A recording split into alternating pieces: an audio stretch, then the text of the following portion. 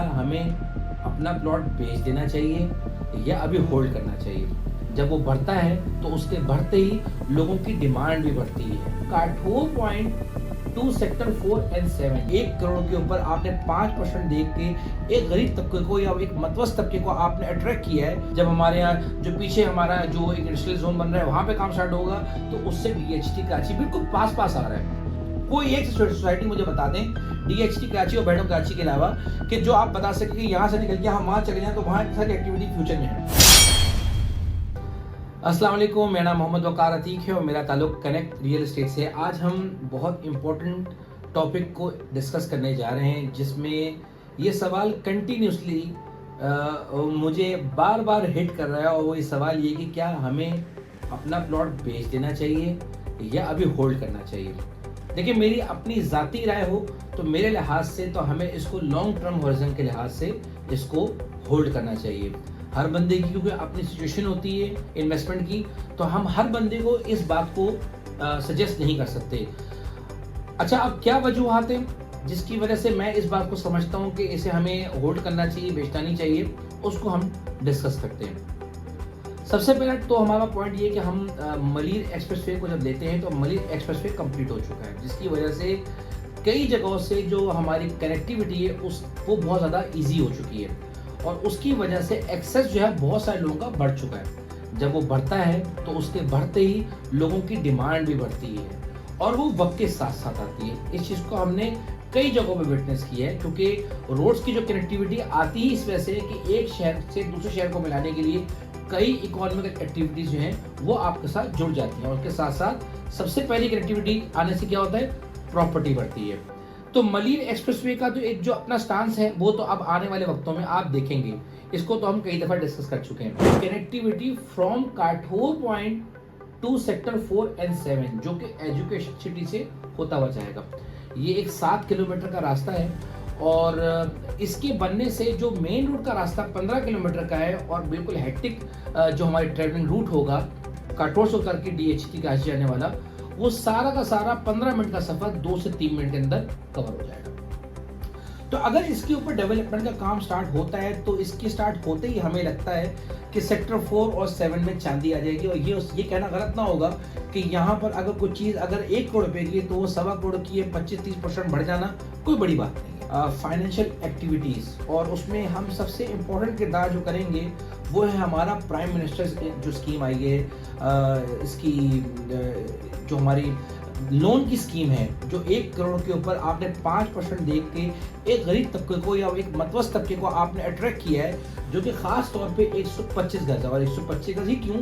क्योंकि sector 14 AB की development मुकम्मल है और इसके साथ साथ हमारे 12,014 प्लॉट्स अवेलेबल है जो कि शौकत खानम के बिल्कुल सामने आ रहे हैं। उन सब के लिए एक बहुत अच्छा और बेहतरीन ये हमारे पास पॉइंट आने वाला है कि जब ये कनेक्टिविटी आ जाएगी और इसके साथ साथ हमारे ये लोन का मामला हल होगा तो 14 AB बहुत अट्रैक्ट करेंगे आने वाले वक्तों में मकान बनाने वालों के लिहाज से। 1 करोड़ में बहुत आसान एक साथ में आपको चीज़ें मिल जाएंगी। 5% टैक्सेस हैं, कोई टेंशन वाली बात नहीं है। इससे जब फाइनेंशियल एक्टिविटी आती है तो उसके साथ भी डिमांड इंक्रीज करती है। जब भी कहीं ना कहीं पैसा इन्वॉल्व होता है, हर जगह ऐसा होता है कि कोई नया बायर आता है जो सेगमेंट हमने कवर नहीं किया होता, वो सेगमेंट इन्वॉल्व हो जाता है। कि बहुत सारे एजुकेशन सिटी जो हमारा है वो बहुत सारे वहाँ पे एजुकेशन इंस्टीट्यूट्स वहाँ बनने जा रहे हैं और इसके साथ साथ हमारे इंडस्ट्रियल जोन भी डीएचटी कराची के बिल्कुल पास है, वो भी आने वाले 10 साल में डेवलप होने जा रहे हैं। इसके साथ साथ ये होगा कि बहुत सारे इंस्टीट्यूट जो हैं वो हमारे यहाँ इन्वॉल्व हो जाएंगे। जब वो ऑपरेशनल होंगे तो उसके साथ साथ एक एजुकेशनल सिटी भी बनेगा।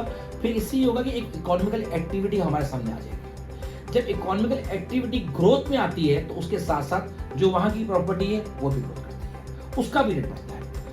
तो एक तो मेरे लिहाज से ये पॉइंट है कि जब इंस्टीट्यूट्स आएंगे, जब एजुकेशन सिटी में ग्रोथ होना स्टार्ट होगी, वहाँ डेवलपमेंट का काम स्टार्ट होगा, जब हमारे यहाँ जो पीछे हमारा जो एक इंडस्ट्रियल जोन बन रहा है वहाँ पे काम स्टार्ट होगा तो उससे डीएचटी कराची बिल्कुल पास पास आ रहा है। वहाँ पर रहने वालों की रिहायशियों की लिविबिलिटी का मामला हल होंगे। लिविबिलिटी लाने के लिए डीएचटी कराची बहुत एक्टिव है और इसीलिए उन्होंने 2 बड़े-बड़े ग्रुप्स को जॉइन किया है और 2 बड़े ग्रुप्स को ये टास्क दिया है कि वहाँ पे तकरीबन 600 से 800 के करीब मकानात को आबाद करें और वहाँ किस्तों में ये आसान एक साथ में 2.5 करोड़ रुपए या 2.25 करोड़ रुपए में वहाँ मकानों को लेकर आया जाए और 3 से 4 साल की एक साथ में उन मकानों को डिलीवर किया जाए। इससे लिवेबिलिटी भी बढ़ेगी और इसके साथ साथ ग्राउंड प्लस 10 के भी कुछ टावर्स आ रहे हैं, उसके लिए भी DHT कराची बहुत ज़्यादा काविशें कर रहा है। उसकी बहुत सारे मामला हैं, वो भी आने वाले वक्तों में हम डिस्कस करेंगे, जिसकी वजह से लिवेबिलिटी वहाँ पे आसानी से आ जाए, उसके लिए बहुत सारी कोशिशें की जा रही है। जब ये सारी कोशिशें होती हैं तो क्या होता है, लोग वहाँ इन्वॉल्व होते हैं, लोगों को रिहाइश के लिए जगह चाहिए होती है और यही वजह है कि सेक्टर 14B में अगर आपको मकान रेंट आउट करना है तो 50,000 रुपये में आराम से आपका मकान रेंट आउट हो जाएगा। बट बेशक वहाँ पे फैमिलीज कम आ रही हैं, 14B की बात कर रहा हूँ, सेक्टर 3AB की बात नहीं कर रहा हूँ। सेक्टर 3AB में मुस्तकिल रिक्वायरमेंट है मकान की, लोन के लिहाज से नहीं मिल रही कोई चीज़। जो पिछले दिनों मकान वहाँ पे थे 30 से 35 मकान, उन सबको बेच दिया गया और अब वो मकान डेवलप होकर प्रॉपर तरीके से फिनिश होकर वो फिर मकान बेच दिए। ये तो मेन पॉइंट्स है जिसको हमने डिस्कस किया। और इसके साथ साथ एक, क्या अगर आप किसी भी मेरी वजह से आप नहीं कन्विंस्ड कि नहीं यार हमें नहीं रखना है इस जगह को, और तो फिर मुझे ये बताइए कि इसको बेचने के बाद आपके पास एक नेक्स्ट ऑप्शन कौन सा है कि इसको बेच के आप इसी गज का इतने ही साइज का आप किसी और सोसाइटी में अवेल कर सकें, जहां लॉन्ग टर्म के लिहाज से इतने सारे पॉइंट्स या इतनी सारी एक्टिविटीज होने जा रही हों। कोई एक सोसाइटी मुझे बता दें DHT कराची और बेडरूम कराची के अलावा कि जो आप बता सकें कि यहाँ से निकल के हम वहाँ चले जाएं तो वहाँ सारी एक्टिविटी फ्यूचर में है। और अगर आपके जहन में कोई भी ऐसी सोसाइटी है या अगर आप किसी भी वजह से मुझसे इत्तेफाक नहीं करते लॉन्ग टर्म 10 साल की इन्वेस्टमेंट के लिहाज से, लॉन्ग टर्म के लिहाज से, तो आप मुझे ज़रूर कमेंट में वो बात अपनी बात शेयर कर सकते हैं। और अगर आपको मेरी वीडियो अच्छी लगे तो इसको आप लाइक भी कर सकते हैं, शेयर भी कर सकते हैं। आपका खातिर मोहम्मद वकार थी आपके साथ राब्ते में शामिल रहेगा। जज़ाकल्लाह खैर।